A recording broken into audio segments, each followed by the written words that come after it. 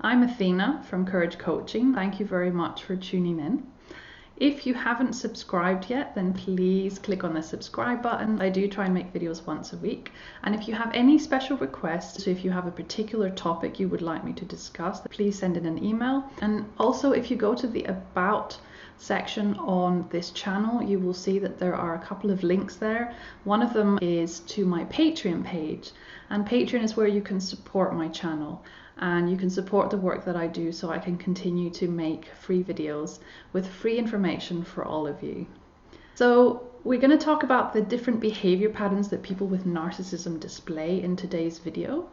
These patterns of behavior, these characteristics, vary from person to person. So somebody who has narcissism may not display all of these. They need to at least have 3 to 5 of these to have narcissistic personality. And if of course they have all 9, then that means that they are on the higher end of the spectrum, that they have narcissistic personality, but it's quite severe. Because this channel mostly focuses on narcissistic parents, and for those of you who have suffered from narcissistic abuse, you may already be aware of some of the things that your parents may have done that have caused you emotional pain, things that were quite abusive. You will probably relate to a lot of these different characteristics. So the behavior patterns are as follows. The first thing that you will notice in somebody who has narcissism is that they have a glorified sense of self. They will think that they are superior to others and at times more important than others. They do not generally like following rules, and sometimes they don't even obey laws. Now this depends a little bit on how high they are on the spectrum. So usually when they're on the higher end of the spectrum, they will not obey rules or laws. And then this is when you will notice that narcissists may be more sociopathic or more psychopathic. So because they have a glorified sense of self, they generally frequently interrupt you when you are talking.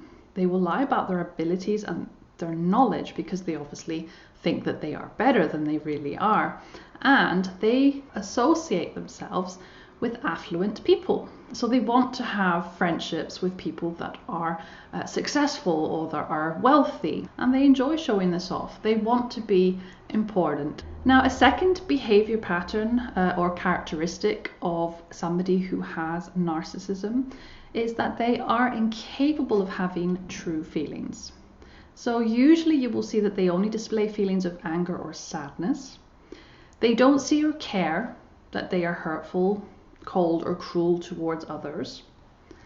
They generally see other people's feelings as invalid, and they may use the correct words in certain situations. So for instance, when somebody has been bereaved, or when somebody's going through a divorce, they will try and show that they empathize with what that person is going through by using the correct words.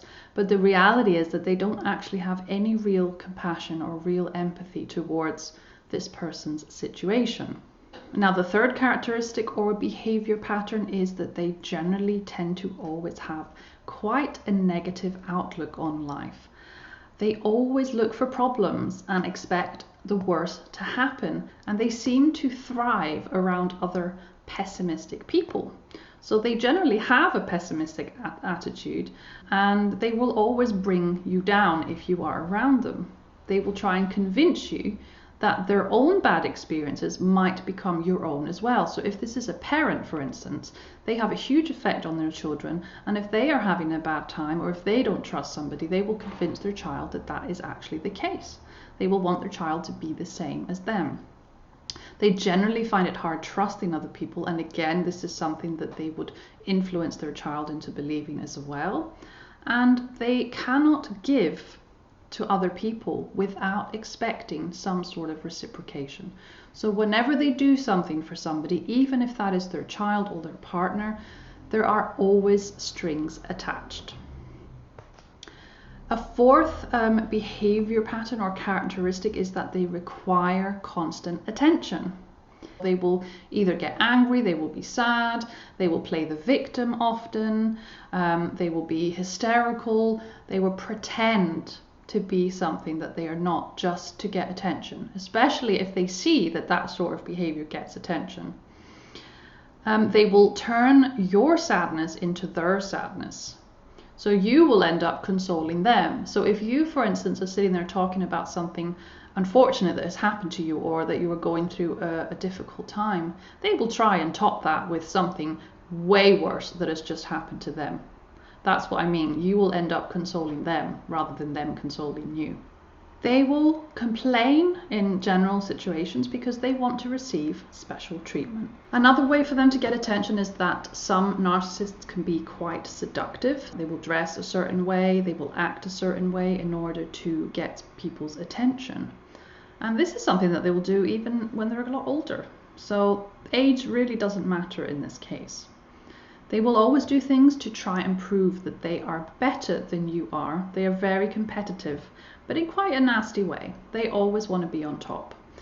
And sometimes, and this is when things get really extreme in a relationship with somebody who has narcissism, is that they may threaten to harm themselves or even threaten suicide.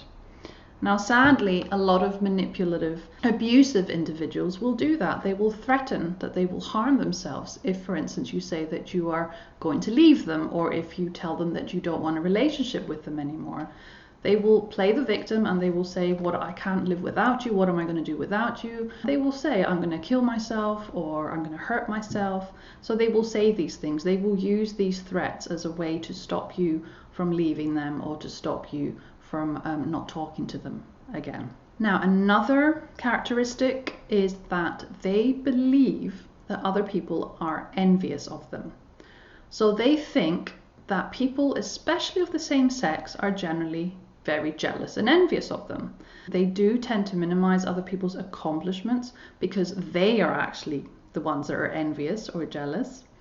They believe at times that other people want their possessions, they want what they have. And they consider anyone of the same sex a threat to their intimate relationship. So they may be very possessive of a partner. It may even be that a narcissistic stepmother may become very envious of the daughter of her partner. Another characteristic is that they will always take advantage of others to achieve their goals. So they are highly manipulative and they will use guilt and lies to always get their needs met. They will at times maybe even compare you to a sibling or a close relative and say things like, why can't you be more like that person? They will belittle your efforts to satisfy them. Whatever you do will never be right, and they will blame others for their mistakes. Another characteristic is that they require admiration. They brag about themselves a lot. They will claim that your success is due to their encouragement and their good genes. So, for instance, a narcissist who has a daughter or son who's just excelled at university will say, it's because I encouraged them to do it, or because of our family's good genes. They tend to be quite vain, and they will always find a way to gain compliments from others, so they always look for compliments. They are generally very materialistic, and they generally want to constantly impress others. Another characteristic is that they are unreasonably entitled. They are extremely selfish. They want things to always go their way, so they expect everything to go their way. They will generally demand gratitude from intimate people in their lives, so from their husband or wife, or from the children. They will constantly demand that the children or the husband or wife are grateful. They expect to be pampered. They require the biggest and best of everything. And they expect demeaning and hurtful comments to be accepted.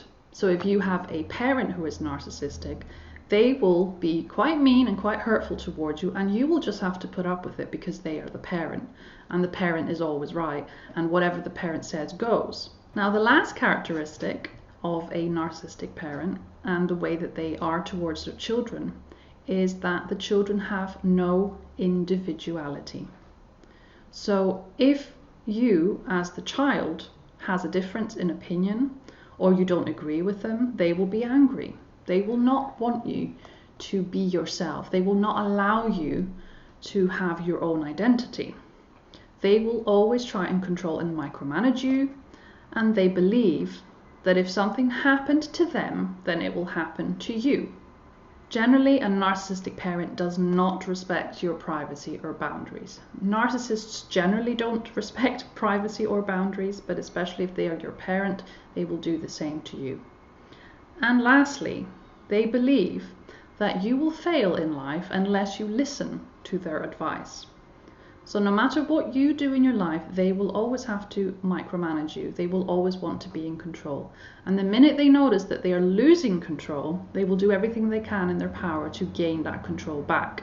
So they will start manipulating you by trying to guilt trip you. So generally, like I said, narcissists have several traits. I've just listed the 9 most important. There are many other things that narcissists will do, but they generally fall under these categories. And this video is particularly focused on narcissistic parents. I do have an old video on characteristics and traits of a narcissist, but I wanted to do a more updated version for you today.